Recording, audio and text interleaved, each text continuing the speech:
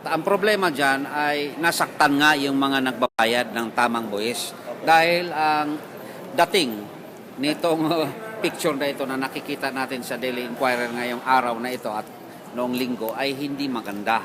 It portrays the doctors na yung nagbabayad ng tamang buwis na hindi nagbabayad sila. So masama nga ang dating sa kanila.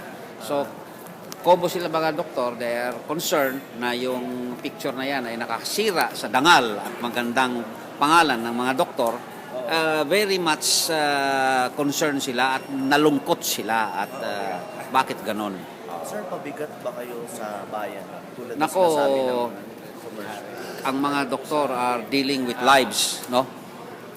Sana ang ating mga kaibigan ay hindi magkakasakit o hindi mapunta sa kuko ng kamatayan at mangangailangan sila ng mga doktor. Kung pabigat ang mga doktor o kung walang mga doktor, hindi natin malalaman kung paano na lang ang bayang Pilipinas. Ang lakas at progress progress ng ating bayan ay nagdidepender sa magandang kalusugan. But sir, how would you respond to the yung implication ng ad na tax evader? Nalulungkot kami. Hindi namin expected na ganito ang mangyayari. Na kami nagbayad ng magandang buhis, magandang loob ang aming pagbabawas sa aming kita para maibayad namin sa gobyerno, and then ganun pa ang ipapakita na hindi kami nagbayad ng buhis. Na tax evader daw ang dating namin, yun ay talagang hindi namin matatanggap.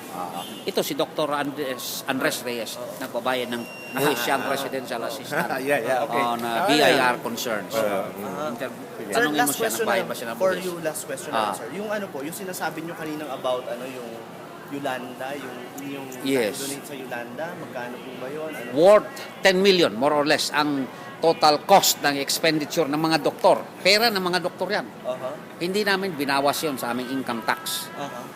Kung sakaling merong mga doktor na hindi nakapagbayad, yung 10 million na gastos namin sa pagtulong sa ating mga nasalantang mga kababayan, na sana tutulungan din at tinutulungan ng ating gobyerno at tayo ay nakapagdagdag din sa tulong, ibawas na lang sana doon. Ilagay na lang doon sa 10 million na aming naitulong.